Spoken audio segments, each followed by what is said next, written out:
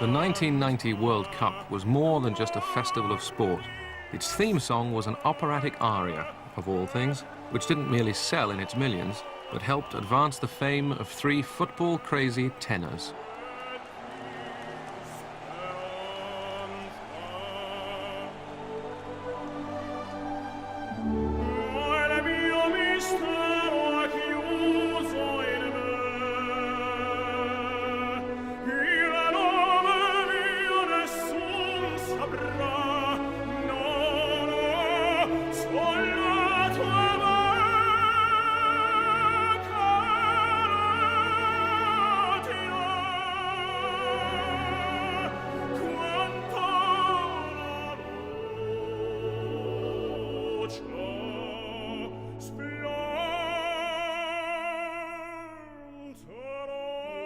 This music was written by the man who composed more famous arias than anyone else.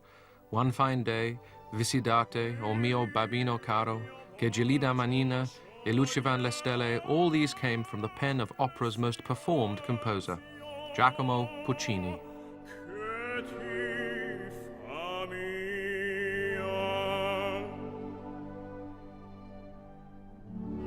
I think Puccini is a great composer. He's got everything that you'd want to hear in music. It's something very special. The music has a meaning, a message, and I think you can get audiences coming to listen to Puccini who've perhaps never heard any of his music before, who will be deeply moved first time round. He is a master dramatist. There's no doubt about that. A musical dramatist on a par with Mozart. It just goes straight to your heart, his music, and to your, you know, sort of dreaming emotions, and not really to the mind like a Mozart would, or a, you know, even a Strauss. That is human feelings, 100%. There's nothing that cannot be possible in Puccini.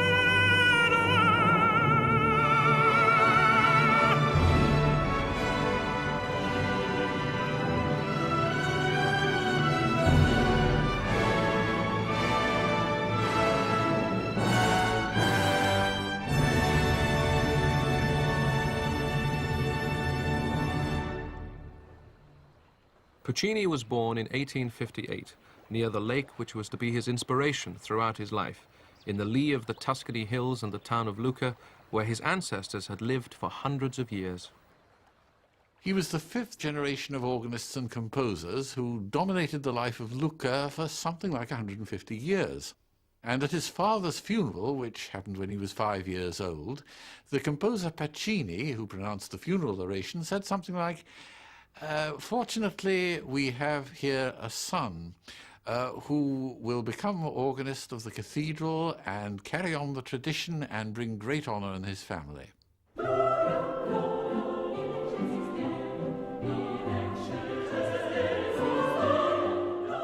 Lucca was a staunchly religious town, but it ran thin on Christian charity. With his father dead, Puccini's family struggled. Young Giacomo lived in a modest apartment in Via di Poggio in the shadow of the church where his father had been organist. But brought up by his mother and 4 sisters, he was a spoilt and indisciplined child, often playing truant to go off with his friends.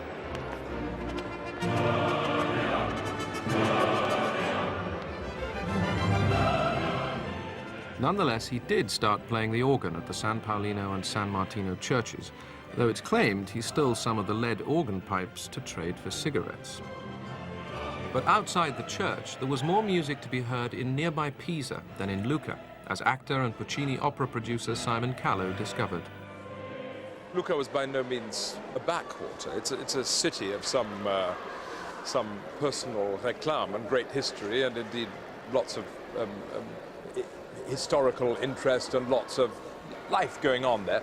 There was an opera house in Lucca, the Teatro del Giglio, and they had short seasons in the spring, so we could have seen opera without having to hike the hills to Pisa. But hike to Pisa he did, all 20 kilometers, when he was 17 years old. The reason? A new masterpiece by Italy's national composer Verdi was to be given its local premiere. The story goes that he had no money and no ticket, but that was no obstacle. He just bluffed his way in.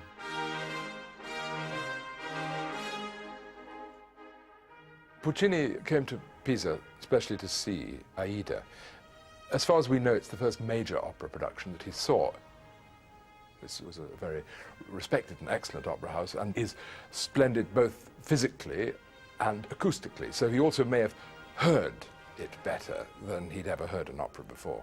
And one can only imagine the excitement of the recently composed opera with all its exotic effects, with its extraordinary atmospheric touches.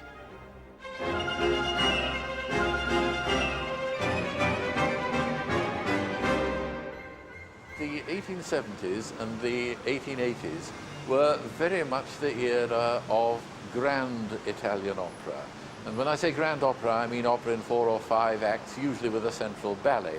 Now, during the whole of that period, Italy, I think, only produced 2 operas, which were really, you might say, exportable. One was Verdi's Aida, which is a masterpiece. The other is Ponchielli's La Gioconda. A critic said of the other grand operas that were produced at that time that they tended to drive out of the theatre in the second act everybody who hadn't fallen fast asleep in the first. Un giovane musicista che andava a sentire l'Aida avvertiva come un mondo nuovo che arrivava, che non era più il vecchio mondo del melodramma a numeri, a pezzi staccati che lui era abituato ad ascoltare. E poi nell'Aida c'è questo gusto del grande opera e delle grandi scene d'insieme che in fondo hanno colpito Puccini. I guess the whole experience was not exactly a road to Damascus for him, but it certainly might have clinched in him the idea that the operatic theatre was his destiny. To look for opera, the best place in the world was Milan, home of the proudest of opera houses and steeped in the great tradition of Italian operatic composers. Puccini came here to study music, but it was Milan itself that inspired him. I'm sure Puccini must have been absolutely thrilled by the scale and the excitement of the city, which was amazingly self-confident. Having established itself as the capital of United Italy was at its peak, really. And so he kind of had access to things that he never, ever dreamt of in Lucca. When he wasn't out on the town or with his friends, Puccini was studying at the Milan Conservatory, if study is the right word. Most subjects bored him to tears, and in one lesson he wrote, "Oh God, help. Goodbye, Professor, I'm going to sleep. I'm dying." But composition was taught by opera composer Ponchielli, so there was one subject he could get his teeth into. And at this, at least, he worked successfully, if not enthusiastically. His passing out piece was a widely praised work for full orchestra.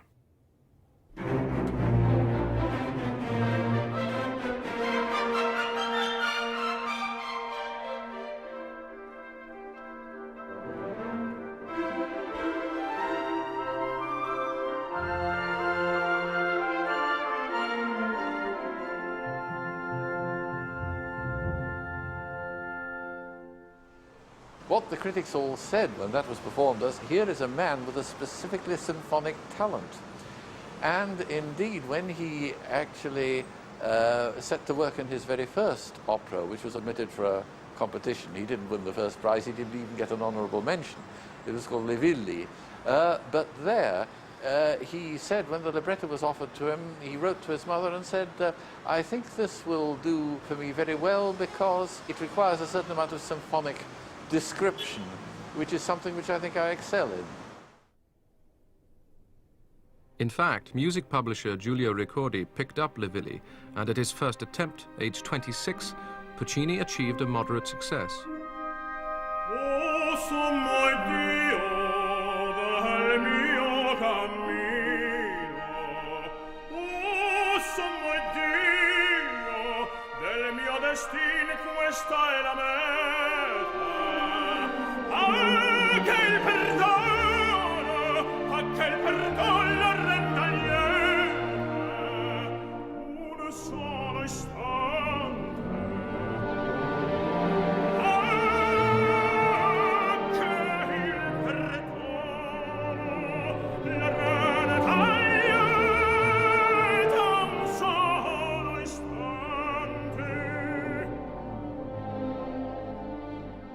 Not surprisingly for a first effort, Puccini's music carried echoes of the great tradition of Italian opera. O Sommo Idio has the influence of the bel canto, the beautiful line, the beautiful singing of the earlier 19th century composers, but there's no question about that. From Bellini to Puccini, what makes a great composer, or any great artist, is that you know that this is his fingerprint, this is his sound, unique to him. I think Puccini was open to being a part of his musical world and listening to performances, but he was very true to his own romantic and his own stylistic sound from the very beginning, actually. You know, we do the Le Viglia aria, and we do Nessun Dorma, and there's that Yamba Babi or Yes Dorma, and so that it always is flowing and always giving of the soul, giving of the heart.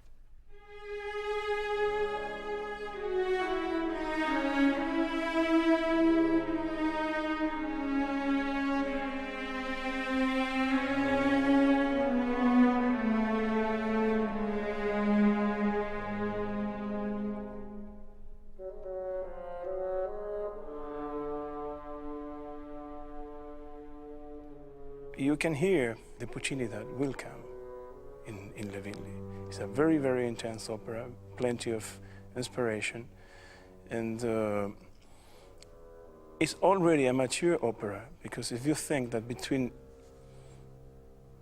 Le Viglia and Manon Lescaut, that's just one another opera, and then you have the real masterpiece of Manon Lescaut. Puccini's breakthrough came when he was 34, after his second opera flopped. But it happened in the face of opposition from the man who'd become his mentor, Giulio Ricordi. He thought that the story of Manon was too overused ever to be successful. It was Puccini himself who chose the subject.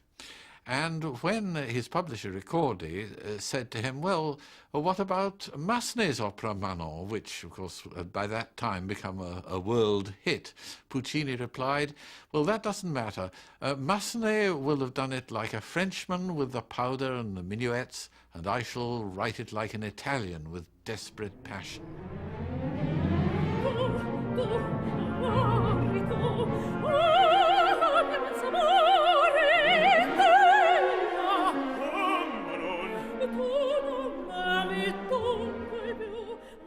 Manon Lescaut was an immediate success with the critics and public alike, partly because of the passionate emotion of the music. Its story features the woman Manon who let her young lover down by going to live with a rich older man, but then went back to her first love with disastrous results.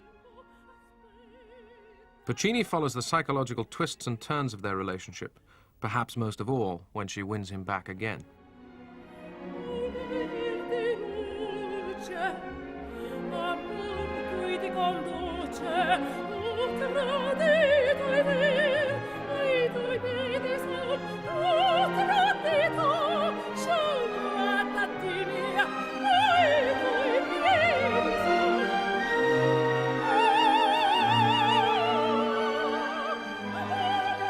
It's wonderful to see in the Manon Lescaut where she's saying, you know, yes, I've been bad, yes, I've done this, yes, I did that, yes, I did this, but please hear me. Do you know what I mean? And that, you know, you know, is perfectly musically, emotionally, you know, spoken out with every instrument and every feeling. He seemed to have had a great sense of acting in his music.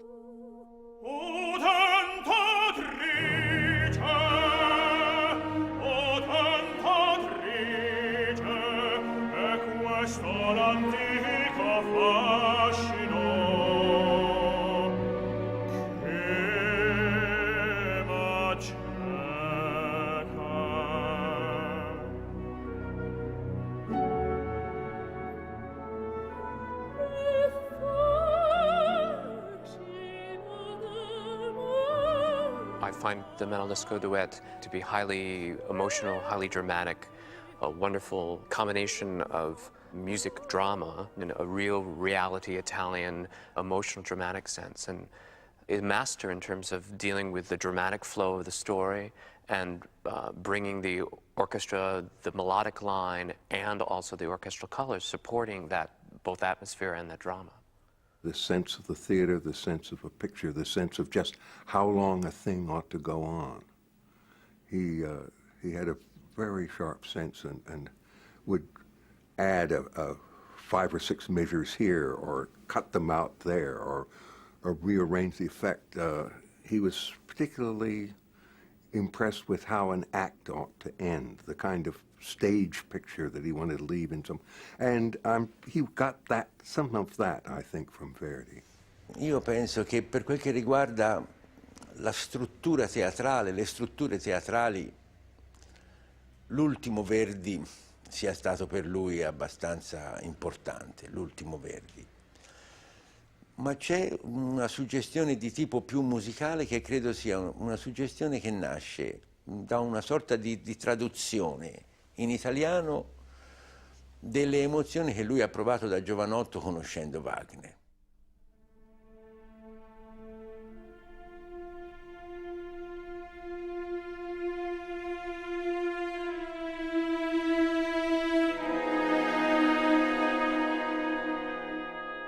He's very much influenced by Wagner's harmonies, especially from Tristan and Isolde. At the beginning of Act 3 of Manosco, there's a most beautiful prelude, which really quotes a lot of the love music from the previous parts of the opera, particularly Act 2. And it's extremely influenced by Wagner's Tristan.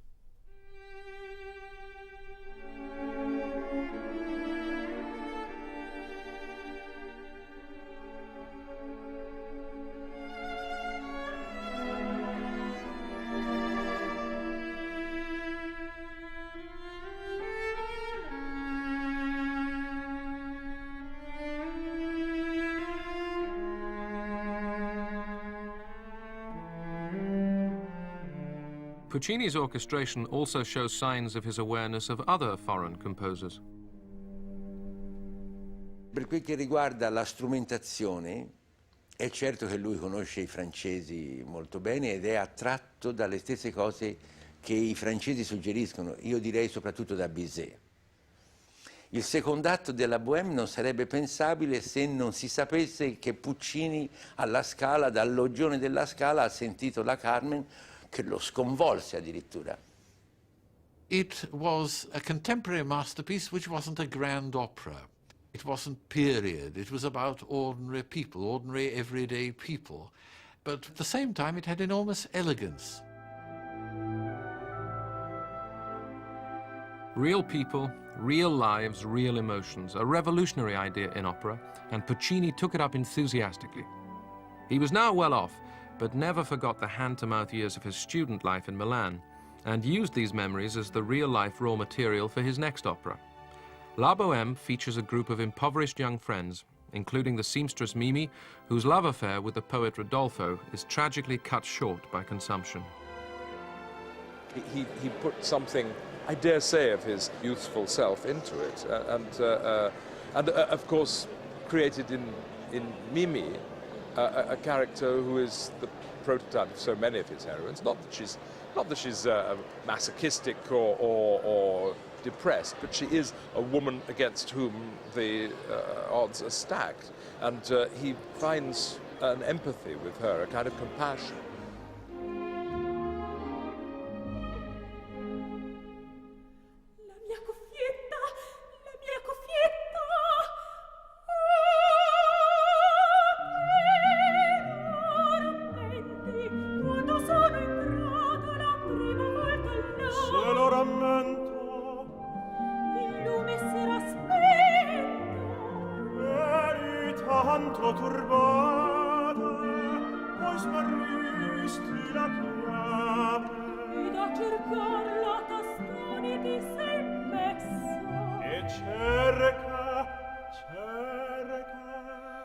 Mio bel signor reina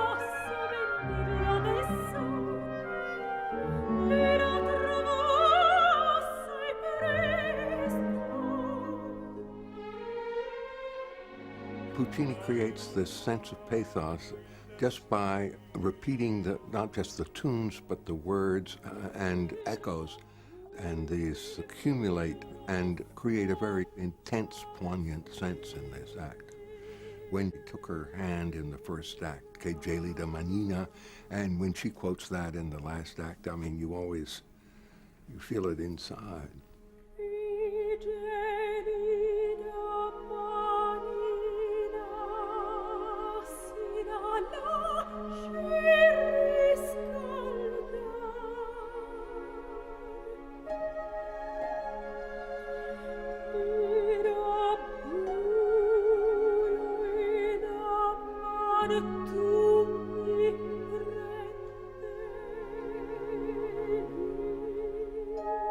He broke down when he wrote The Death of Mimi, and he said, "I've just seen my child die."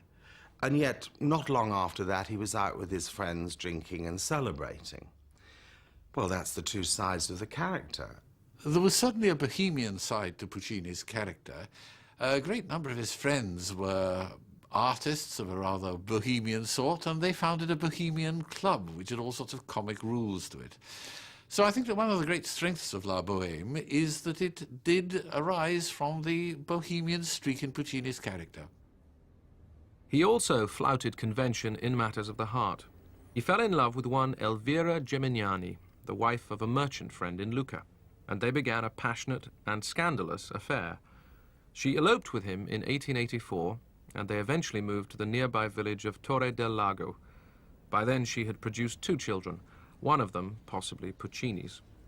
They were able to tie the knot in 1907 once her husband died, and hence a dangerous liaison turned into a tempestuous marriage, fueled by Puccini's serial infidelities and Elvira's deep resentment.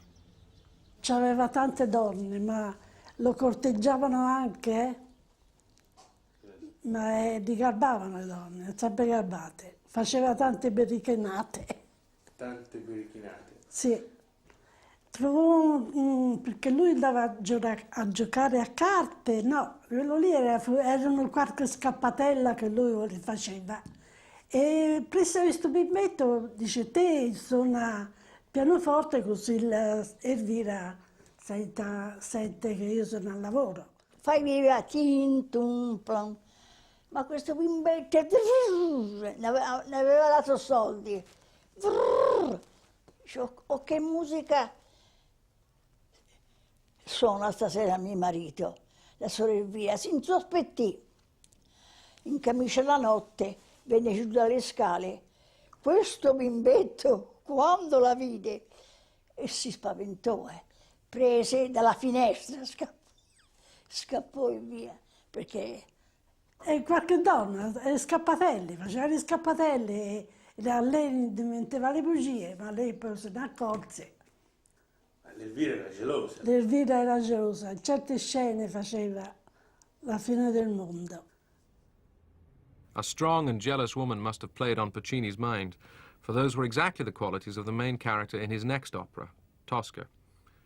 Puccini based it on a tragedy by the French playwright Sardou and wrote it as a violent story of jealous passion and hopeless love, common themes in Puccini's operas. Tosca is in love with the painter Cavaradossi, but also desired by the evil Scarpia, who tries to blackmail her into bed by threatening her lover's life.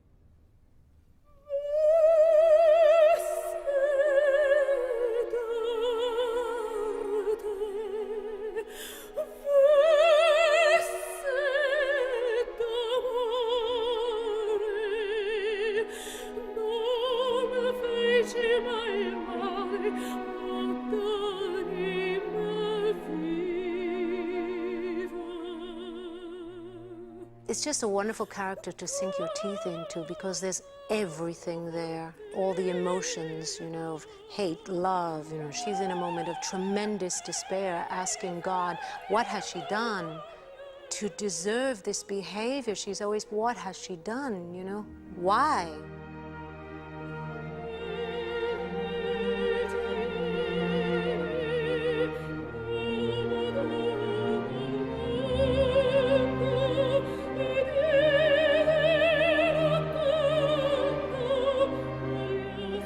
Thank you.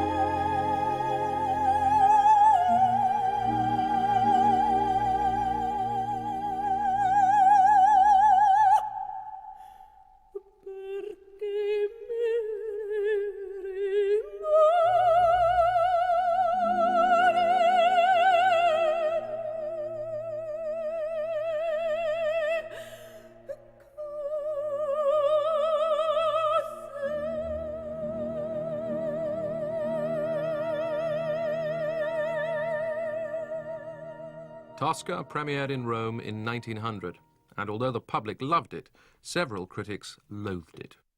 When Mahler first heard Tosca, he said, nowadays any fool who can orchestrate can have a success with an opera. I mean, he obviously regarded Tosca as the height of vulgarity, the same as later Professor Joseph Kerman said that Tosca was a shabby little shocker. German critics have a way of being quite dismissive of non-German music, and some rather influential German critics had thought they had disposed of Puccini. And it was really only about 30 years ago that I think Puccini really became sort of academically respectable. Very, very few conductors dislike Puccini. Very few singers do.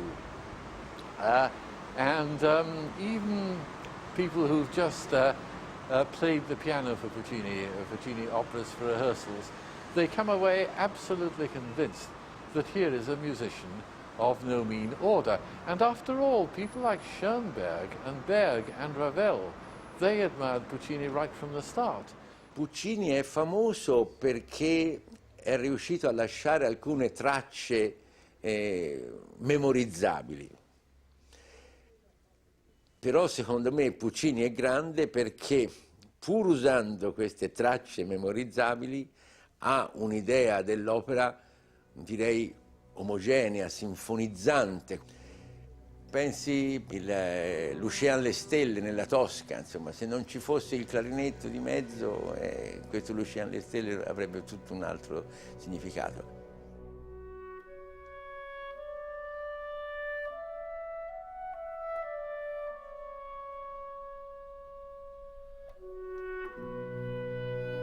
Cioè dire, c'è sempre un'attenzione suggerita dal timbro, dalle caratteristiche dello strumento, che poi si riversa sulla voce del cantante. Non è mai il cantante che presta una voce allo strumento, è lo strumento che suggerisce al cantante una linea melodica.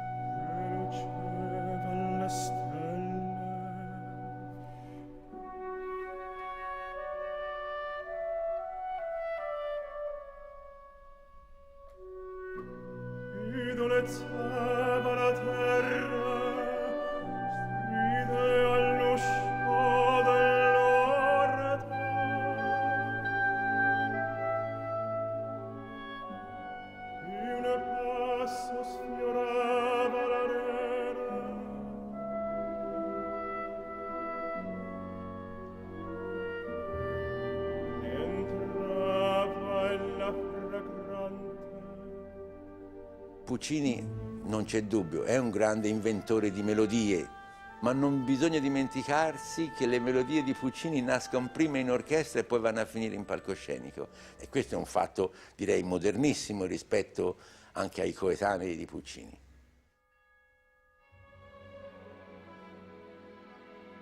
Another of Puccini's qualities, and one of the reasons his operas took years to compose, was an obsession with dramatic accuracy, being true to the inner lives of his characters, but also simply getting his details right. Tosca is partly set in the Castel Sant'Angelo in Rome, so he went there. He was very careful actually to do what you might call field research and to come up to where we're standing and listen to the effect of the dawn bells. And the result is a wonderful campanological symphony, you might say.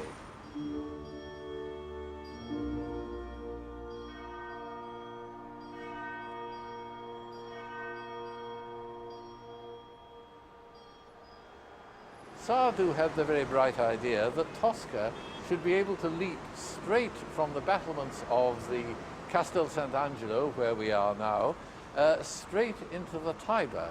Well, of course, that would be impossible because there's a main road between the Tiber and the Castello, though not as noisy then as it is today. And also, of course, Sardou wanted, I think, the vision of the Tiber in the backcloth, and that would have been pretty well impossible.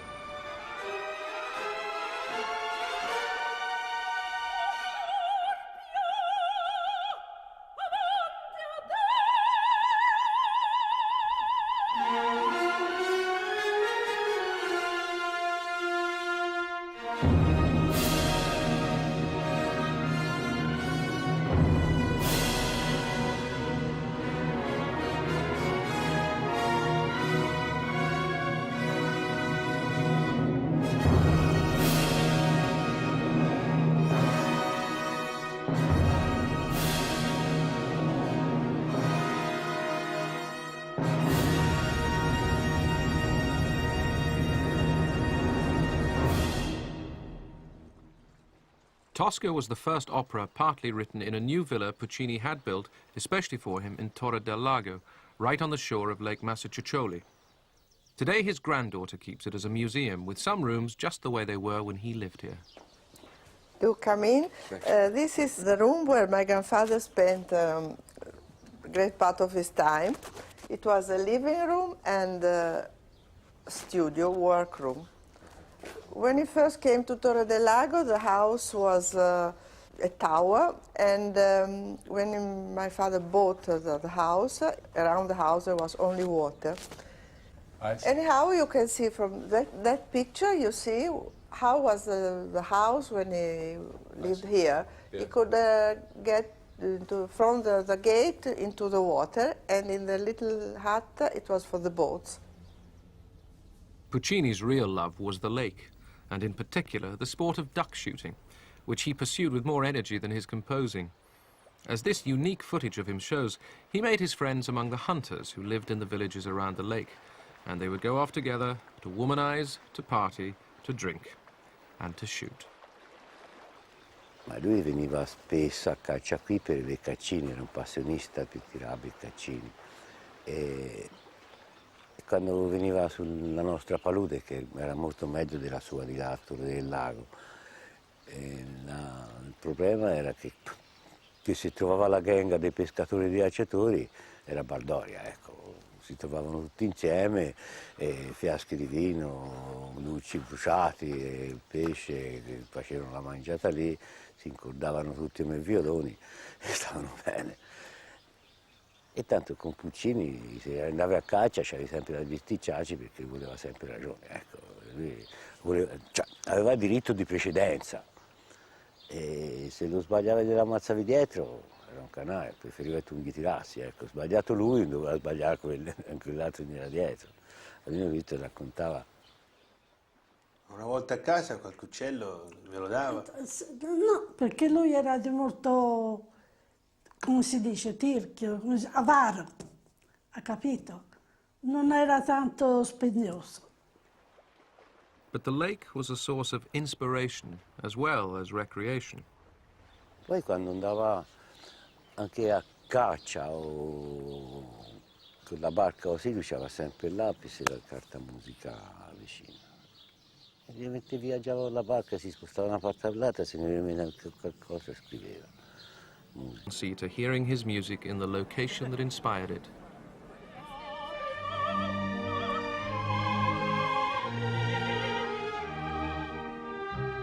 Most resonant of all, perhaps, is Madama Butterfly.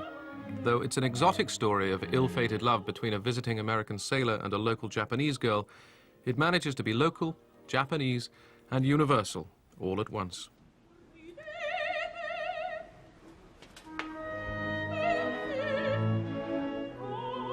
Seeing it here by the lakeside and knowing that his work where Puccini was composing is a very special thing.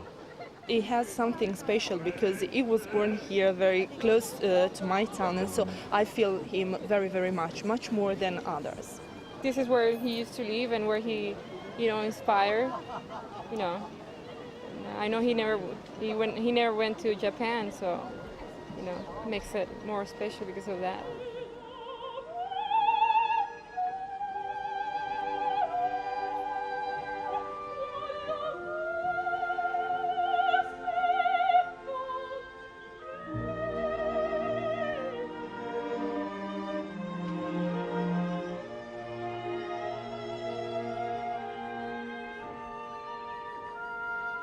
The source of the opera's resonance with the lake may lie partly in the impressionist sensations that both evoke. A number of painters were drawn to the lake by its palette of impressionist colors at dawn and dusk, and Puccini looked in turn to the equivalent in music, the atmospheric impressionism of the composer Debussy.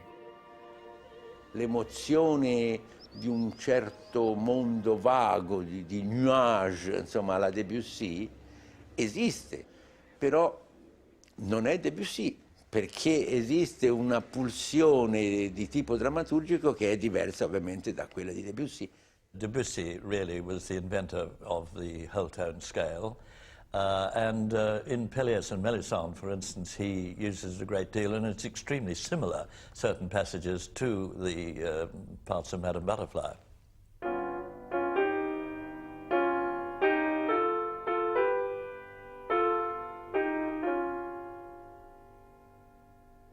And Puccini uses it, as I say, for an exotic effect.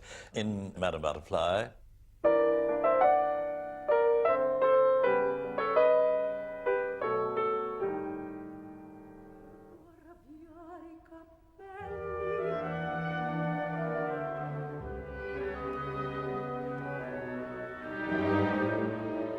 At home, Puccini made himself unpopular with Elvira by inviting a beautiful Japanese soprano to study the role with him for 6 months in the villa.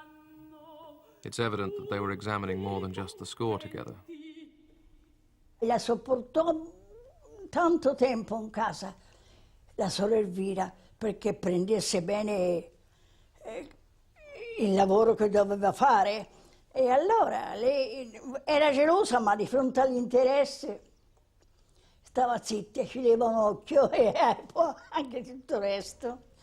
E sicché il giorno noi bimbetti si stava a guardare come camminava, come vestito col kimono, sì. Era sempre con Giacomo. If life was pleasant with the soprano, it was going downhill in other ways. Well, the main trouble was, of course, Elvira, who was really intensely suspicious the whole time, not, I would say, without reason, and their relationship became very stormy and tempestuous, and it culminated in a scandal in which she was actually threatened with imprisonment. She behaved really a bit like a madwoman. The so-called Doria scandal began after Puccini crashed his car in 1904 and broke his leg. The hospital discovered that he had diabetes, so he was laid up for a long period. A local girl called Doria Manfredi was hired to help look after him, but Elvira eventually imagined illicit goings-on between them and publicly denounced Doria. Just for once, Elvira was wrong. Siccome era donna in servizio da Puccini, e Elvira si diventò gelosa, e sicché mortifica la ora, mortifica la dopo, questa qui si avvelenò, capito? 8 giorni di agonia. E la mia mamma andò a trovarla, Doria, perché l'hai fatto? E lei disse, mi sono pentita, ma ormai c'è niente da fare. E dopo morta l'hanno trovata che era ancora vergine. Elvira moved away to Milan, but although he was shocked and disgusted, Puccini stood by her, paying off the Manfredi family after they'd had her sentenced to prison.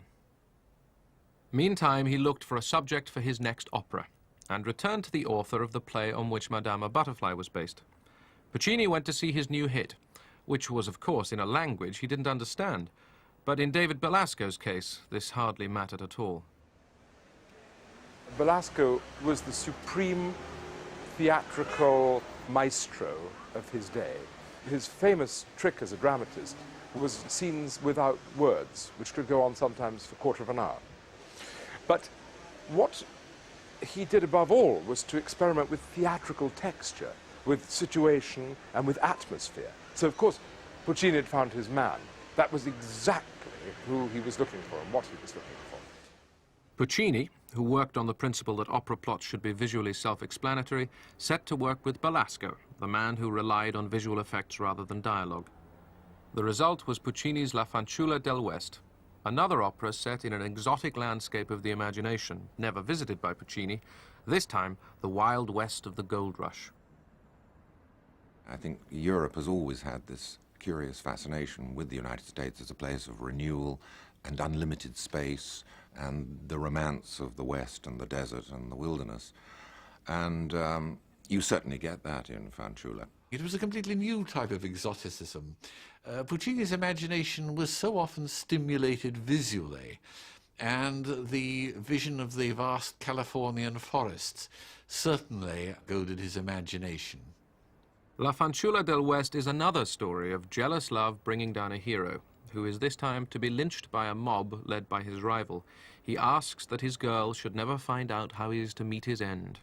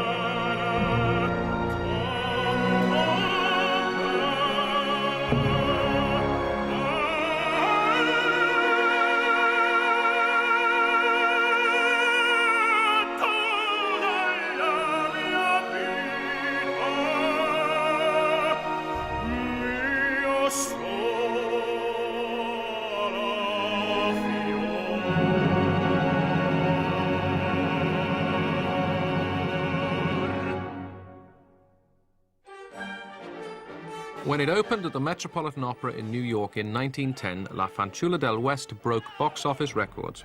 Not only was it the hottest ticket in town, but Puccini was voted the most famous man in the world in a local poll. He came, he saw, he posed for photographs. But it was New York, in fact, that conquered him, for he was like a child in an enormous toy shop. He bought a motorboat and had it towed up Fifth Avenue, and then purchased one of the 8 Lancia cars he was to own. He was dazzled by the speed, modernity, and frenetic energy of the huge city. Thomas Edison, who was a great fan of Puccini's, gave him a gramophone. New technology fascinated him. Back at home, he bought an early radio set, a motorcycle, which his son had to drive, and more cars and boats. Yes, you can say that he was really a man of the 20th century because he liked the new discoveries. He had a telephone as soon as they could have it in Torre del Lago. He had many boats, motorboats, cameras, and the new guns. He was always up to date, I would say.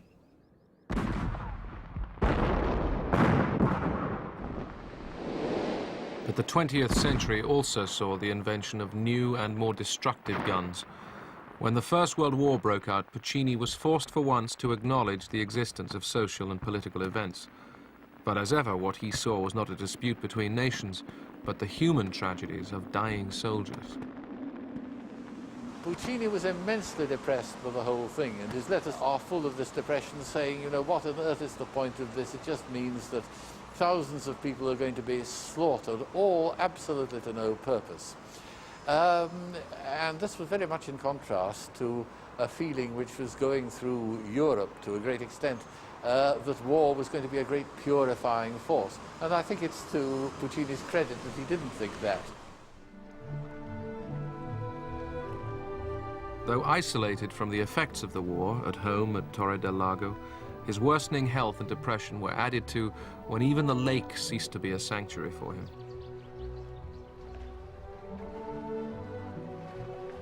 He had to leave the lake. There was during the war, there was some kind of a peat factory or something, and great smells and smoke, and he found it unendurable. He was very sensitive to impressions.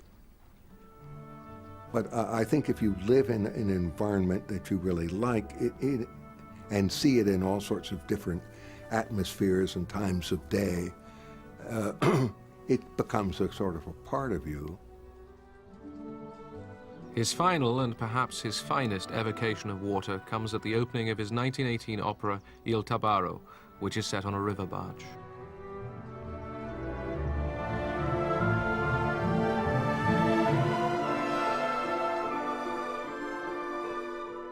In the opening of Tabarro, he's layered the orchestra, and it flows, and it goes in beats of 4, sometimes in 3, has swells of woodwind and brass chord colors that are added, and there's constantly this flow.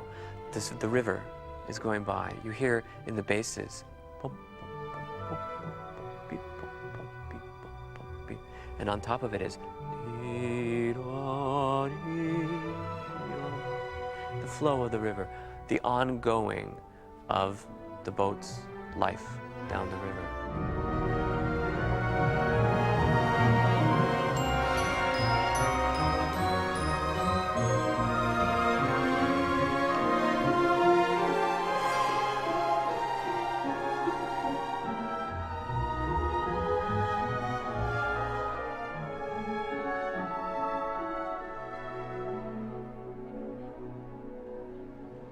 In 1921, Puccini moved his family to Viareggio, a smart coastal resort only 5 miles from Torre del Lago.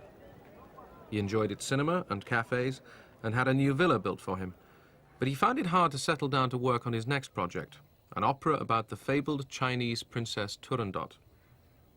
He had seen the work of Schoenberg and Stravinsky, and echoes of their new harmonies and techniques were feeding into his composing style. E si sente benissimo da dove lui prende queste sollecitazioni, che però diventano di Puccini.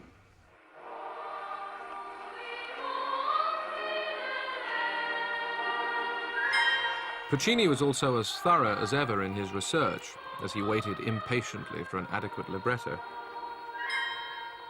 He listened to Chinese recordings on his present from Edison and called up people he knew for help and advice. He had a great friend who had lived in Peking, and he had collected mechanical boxes. For some time, Puccini had been a great traveler, and for some time he'd always wanted to go to the Far East. That he didn't do. But he did actually use melodies that were taken from these extraordinary music boxes. And one of them that becomes identified with the Princess Turandot, it begins with ding, ding, ding, ding, ding.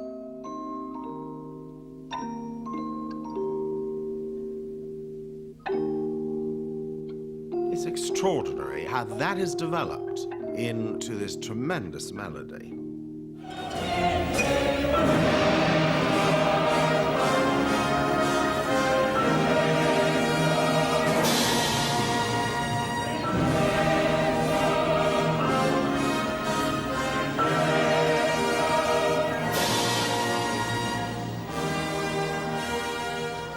But Puccini was never to complete his opera.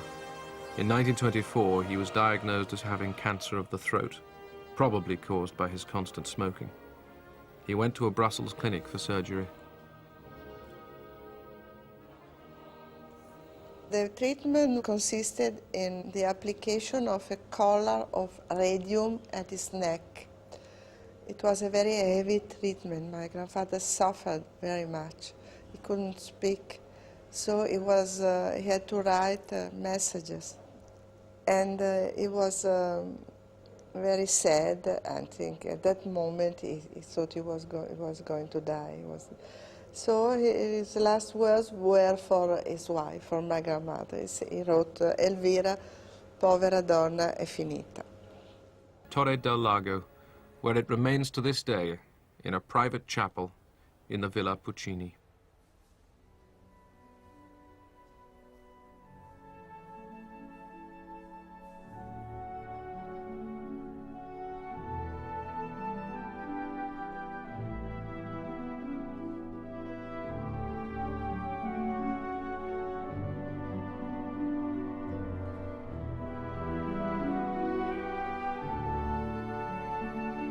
With Puccini, a whole generation, a whole operatic tradition came to an end.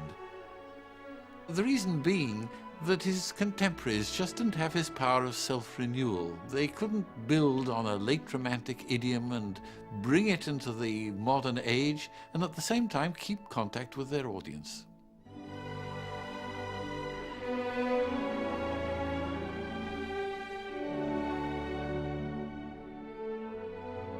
Many composers have been influenced by his general approach to opera, that is, his reliance that the music must fit the drama, and that in some respects the drama comes before the music.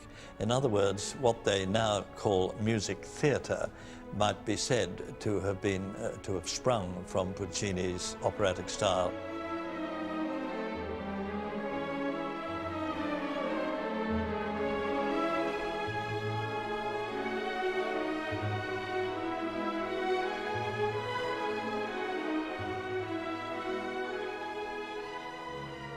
He was one of the people who started what we think of as modern music, certainly modern popular music. And it sounds, when one puts it that as if he was a prophet. But as so often happened with pioneers, is that they simply set the tone for what becomes the prevailing feeling of the music of a given period.